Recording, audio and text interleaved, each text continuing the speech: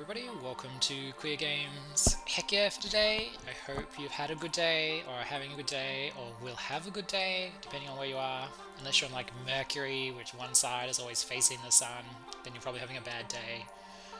But if you're on the other side, you're facing away from the sun, and that's probably even worse in some ways.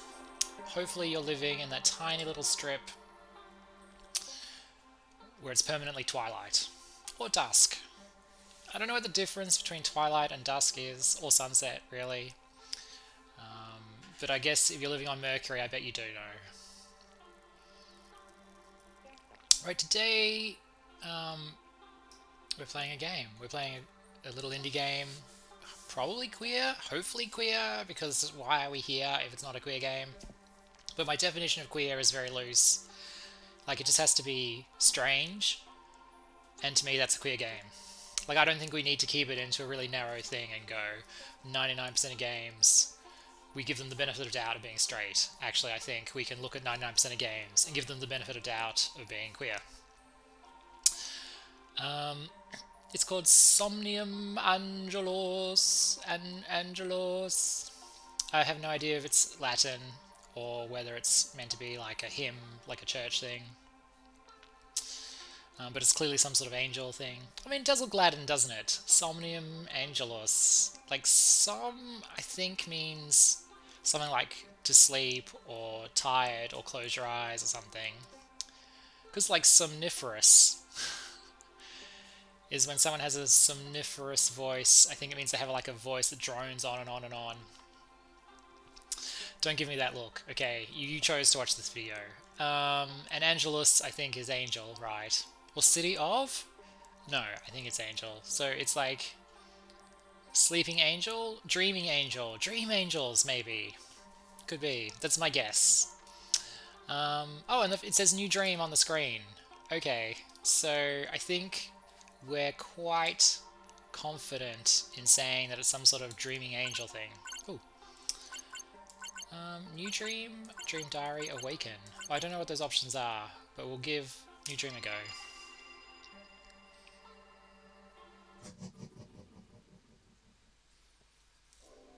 Alright, cool. Okay, I see a CRT monitor effect.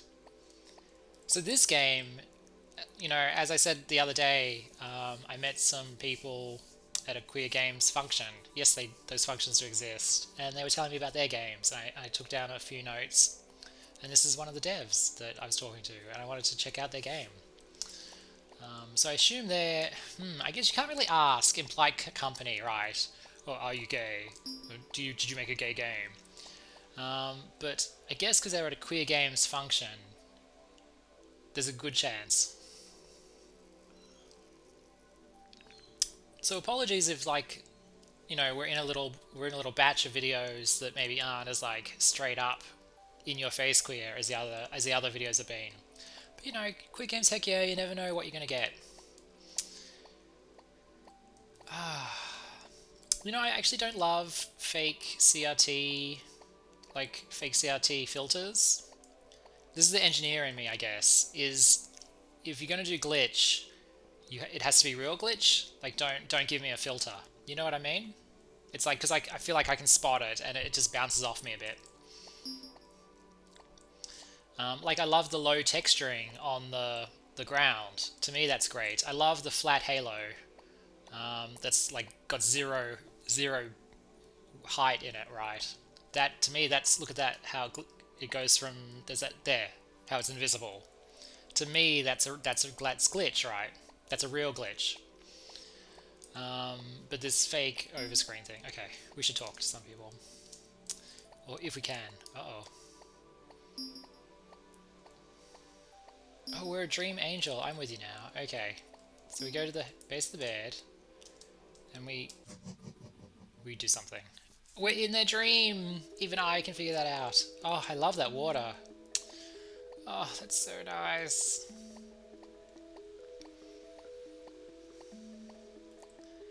This is a glorious looking game.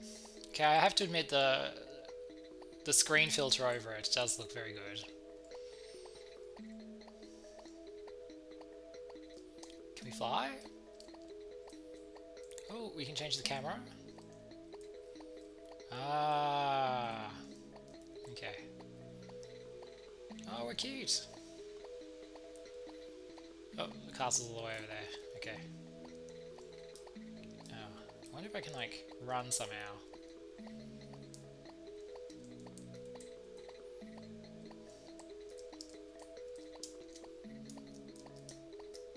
No.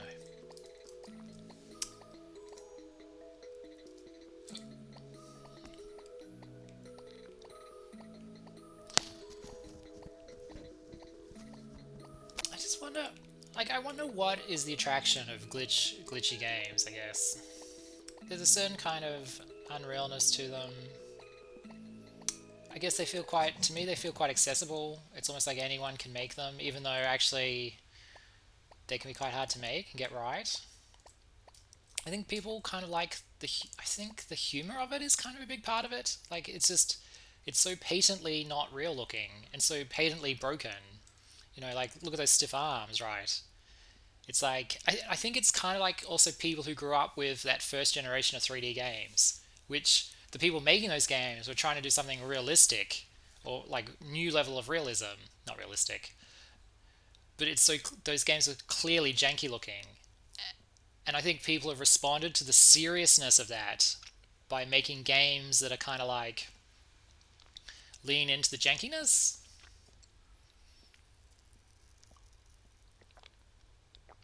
to kind of almost say to that first generation of developers, it's like you took it so seriously, but it was so janky, but it was the jankiness that we actually really responded to and really love. Okay, I don't know what this person's dreaming about, but I'm a bit scared. Our halo goes blue when I think there's something for us to do. Oh god. Oh. Okay.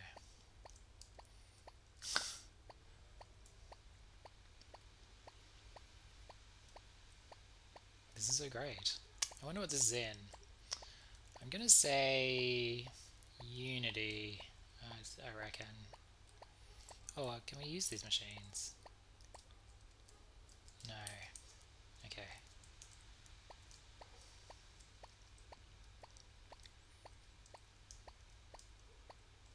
Oh, okay. I think we should walk. I think the statues are the clue of what we're supposed to be doing around here.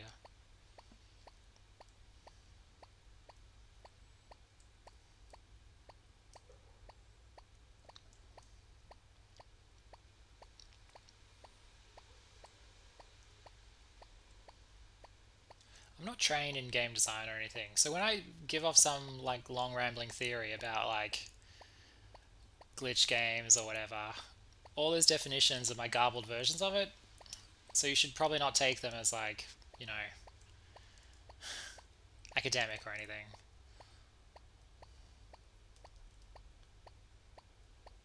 Oh, can we walk through the wall? No. Okay. Oh. I've forgotten how to turn. There we go. Alright. Weren't we just here? I feel like we were just here.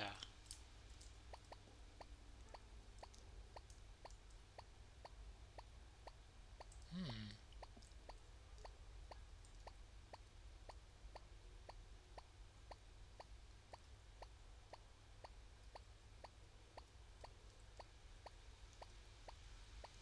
There's the ground. We can't go down there.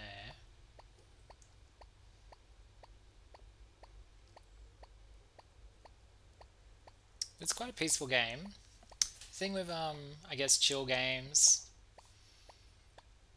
um, is they're not super streamer friendly, I guess, but that's just the way it is.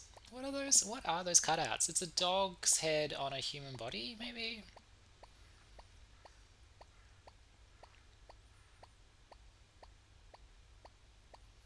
It's almost like we're at a train station. I think we are at a train station, and this is the do not stand behind the lines.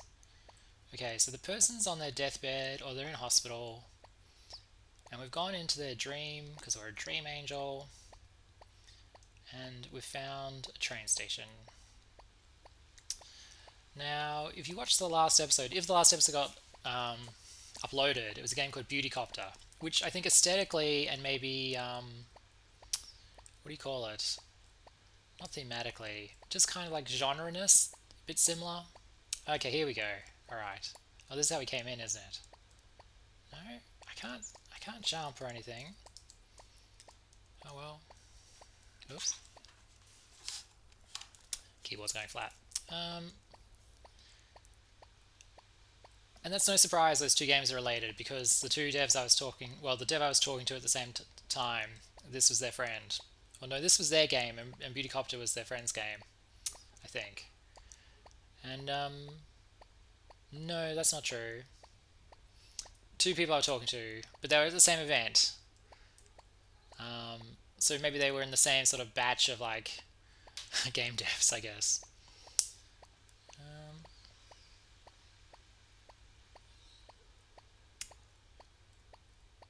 There's a sort of liminal aspect to both games, Beautycopter and this. I always think whenever you see a train station, to me that's the definition. That's like the textbook definition of a liminal space. Is this place that is like you're not supposed to sort of. It's not a destination. It's just for transiting through. Okay, so these are definitely okay. These are the pedestrians waiting for the trains. Okay, we get that now. Just not quite sure what we're supposed to do because I can't seem to interact with anyone. That's the thing. Space. There's no train arriving.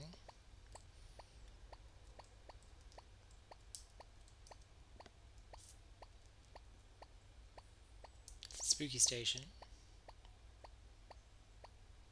The vending machines. There's no running. Can we fly? No, it's not Beautycopter. More vending machines.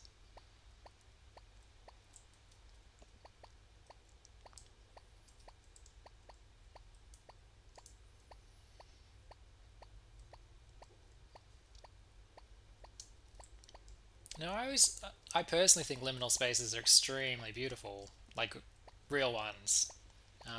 But I feel like over the last few years, the definition has taken on like this idea that they're actually spooky places or creepy, because it's like that sort of eeriness, that strangeness to them. People I think have translated into spookiness. I don't think that's fair, really. Well, it could be something on my computer. As I said, we're running these on Linux, and the controls don't always map. Like maybe the spacebar isn't letting us jump or fly or something. We'll go back over to this far wall. But if we can't find something soon, maybe we'll just have to say that this is where I've hit the limit of my ability to play a game.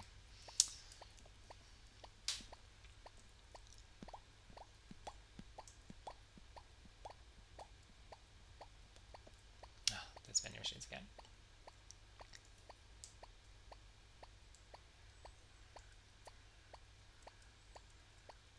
Okay, we can't even go up the stairs, which we came in on, didn't we?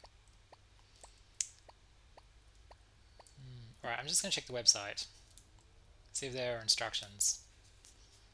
We don't often do this. We always like to figure it out.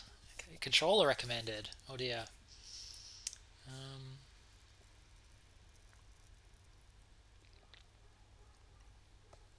Enter the dreams of three girls to find them and bring them to their home on the moon. Okay, so we just need to... we're looking for someone. Okay, that makes more sense. Where, oh where would this person be? Let's...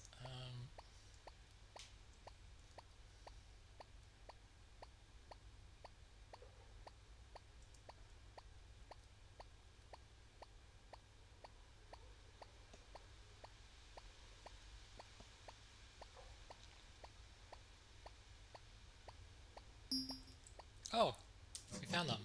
Maybe.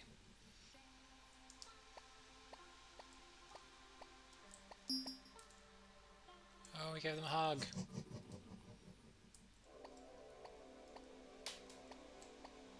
Oh, I see. Okay, so we're on the moon. Oh wait, oh no, there's the moon up there.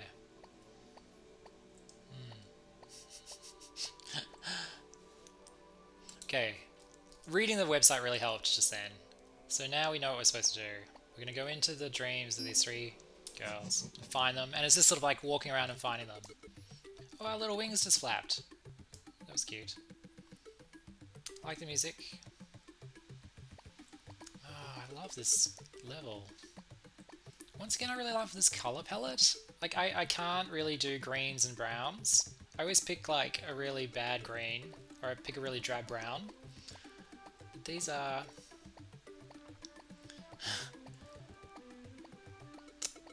This is very reminiscent of those first generation of 3D games, you know, like a Mario or something.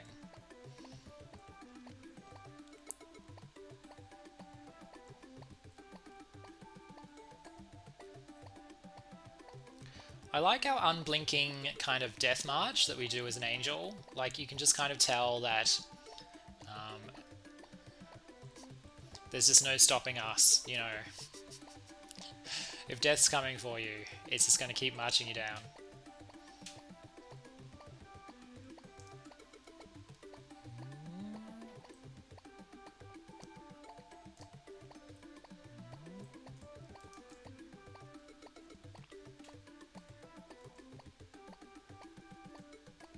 I think there's light texturing on the ground, that's nice as well. Let's get a look at this teddy bear. Cute. Oh, but I don't think this is our teddy bear. It's not often you say that phrase out loud.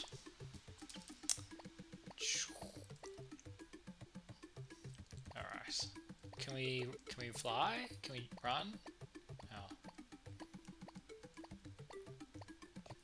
I do wish there was like a little run option, but I think that would kind of pull away from the vibe. I love the pattern of the halo.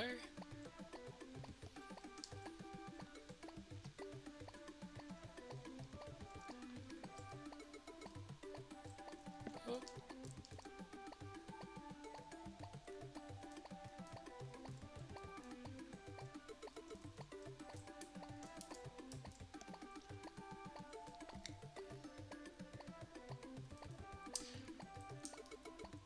I mean, I do find, so if we just look at this level just quickly, right, it's kind of like,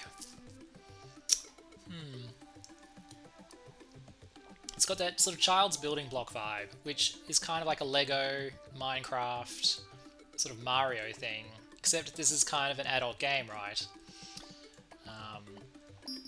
I just sometimes, I do wonder about like what does it mean that the games are so grounded, like almost foundationally grounded in like childlike graphics, but as gamers have grown up and started making games, like, you know, it's 40 years on now, 50 years on since the first kind of commercial games, they're not just a kids thing, they're not a kids medium, right? They're an all ages medium, including like adults, right? But games are so founded in that childlike aesthetic. But adults are making them and reinterpreting that aesthetic that they grew up with in a modern way. I'm not quite sure where I'm going with this thought. This is only just kind of occurring to me as we played it. So for example, this game is about 3 really sick girls, and we're going to their dreams to find them. That's a very kind of like, it's not a particularly childlike concept, it's just kind of just a real sort of artistic kind of thing, right? And this level, so presumably this is like an adult game, right? Like I wouldn't see like a 3-year-old playing this game sort of thing. So what does it mean to use like that juvenile aesthetic in an adult game?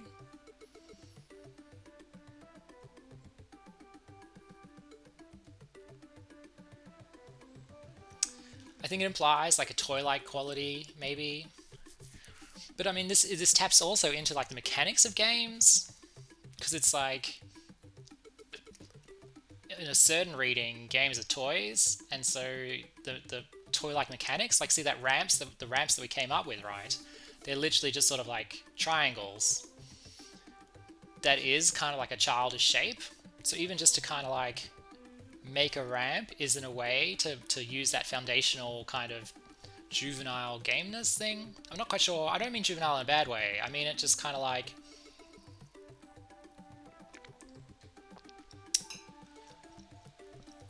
maybe this aesthetic is like the brutalism of gaming. So like if you think of like architecture, you've got brutalism, which is just about giant blocks and kind of maybe simple shapes, not necessarily simple, but it's kind of implied, you know, just kind of like just this sort of solidness. But it's really quite a fundamental part of architecture, like it's a real style. Maybe this kind of like blockiness in gaming is the equivalent of brutalism. Like it's got its place and it's got its fans, but also it's got its detractors, and it's not the answer to everything. I don't know. A bit of a stretch that one was, wasn't it? Oh wow. I like the traffic cones.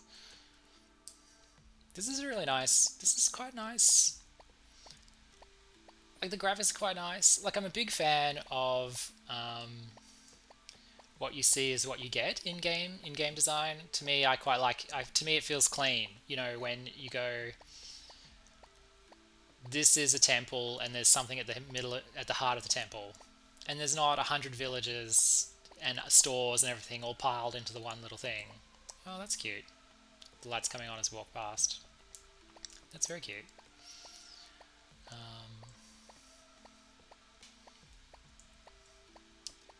You know, I think having that like the one thing per level, like one goal per level, that's the start of good game design. Like that's the solidness of game design. Like you have to know that rule before you can break it. And I play a lot of games where I don't think they know that rule, and they just kind of put everything in it. I'm guilty of that too. Here we go. Hug for thee. Alright. Who's left? Behind us.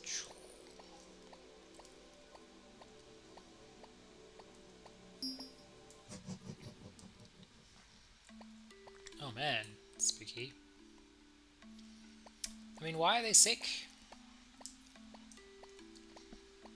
It's kind of implied they've all got the same thing because the treatment looks the same. Maybe some sort of monkeypox, monkey virus. Oh god, that's oh. I love how the mask is still visible in the dark. That's really nice. Look at that, and then the body fades in. I don't quite know how you do that. I usually use Godot for 3D stuff, and I guess you'd have an emission mask. No, you just have it a light mask on it, I think. So you'd say what level, like what layer the mask is on, is different to the layer your lights are on. Or there might be a sphere around the main character that's actually the darkness. So it's not about lighting; it's more about the sphere. All right, anyway.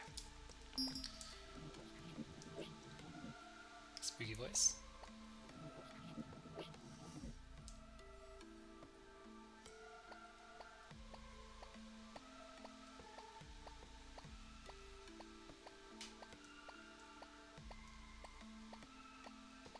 Ooh.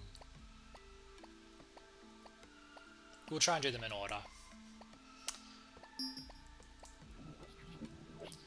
For so many years, I've kind of, whenever I start a 3D game, I kind of just always go the wrong way, because I'm kind of like, oh, I want to see what's like on the other side of the castle before I go inside the castle, but that's almost never worked for me. I think there's like, I'm kind of like, I don't think you should fight the games so much. I think it's like, if you go along with what the developers were trying to do, you'll probably get more out of the game. I don't know, that sounds really sort of like a narc thing to say, doesn't it? Ooh, how's that work? That's spooky. I don't know, I feel like, I mean, we're an angel, I don't think we can die. Ooh. Oh, this looks like a lift or something, maybe. Oh, ramp. Ow. Oof. I don't know. I don't think trying to break this game would be very rewarding. So something like Dragon Age Origins, you know, that's really fun to just kind of like, just I don't know, try and not play it the way it's meant to be played, because playing it's kind of a bit boring. But a game like this, where it's already kind of interesting,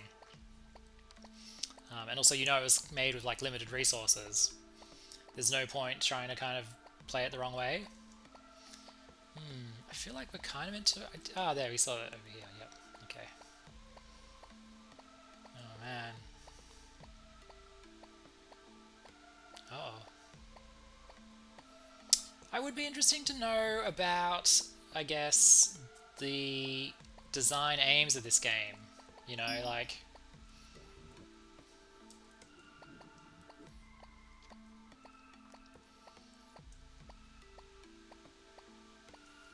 because I feel there's a bit of thought has gone into these levels.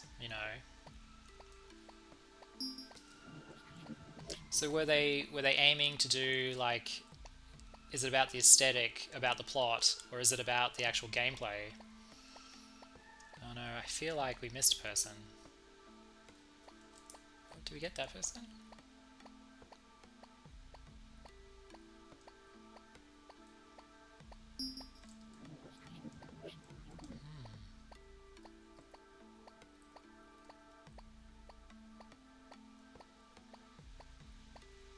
Uh-oh. I think we're off the beaten path now.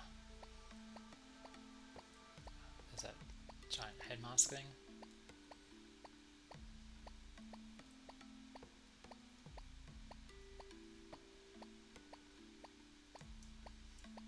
Oh no, we've hit the wall. This happens to me in Dragon Age as well. Like, we're just gonna be walking around now forever, not knowing what we're doing or where we're going.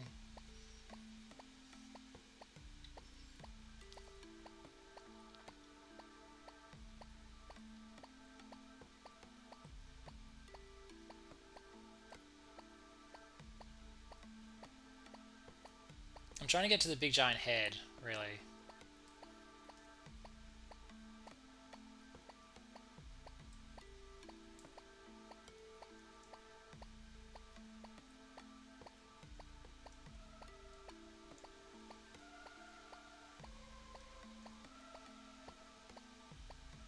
Okay, maybe we'll cut across back to these.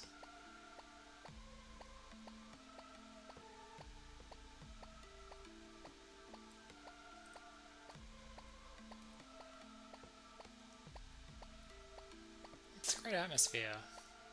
Yeah, so there was these three. Oh, maybe there's something in the middle. Ah. Aha. Ooh.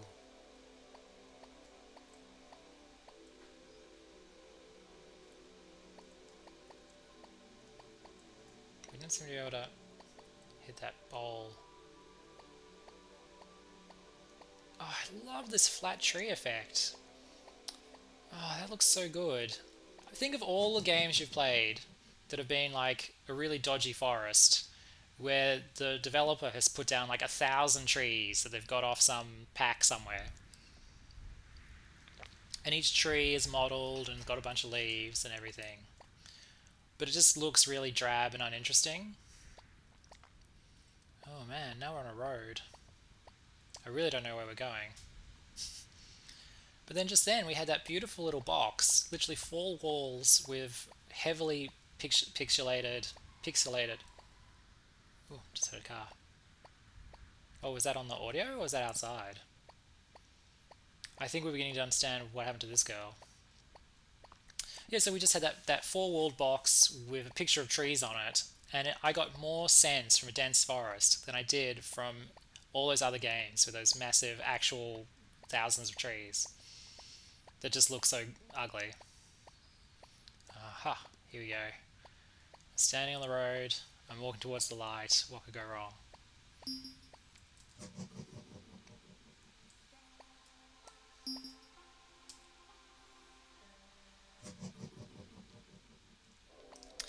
Okay, so the first level was...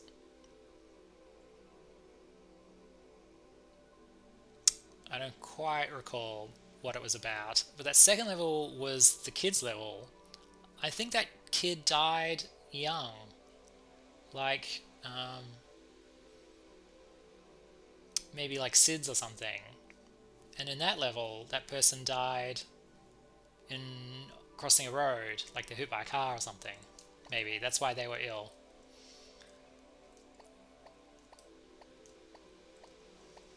So I think, in hindsight, part of what this game was about was it was figuring out the story of these people. Yeah, the end.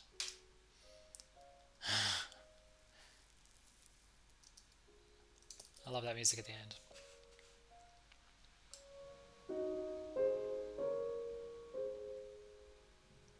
Alright, that was Somnium Angelus. Somnium Angelus. Dream Angel, Sleep Angel, maybe. Dream harp player or something. I don't know Latin.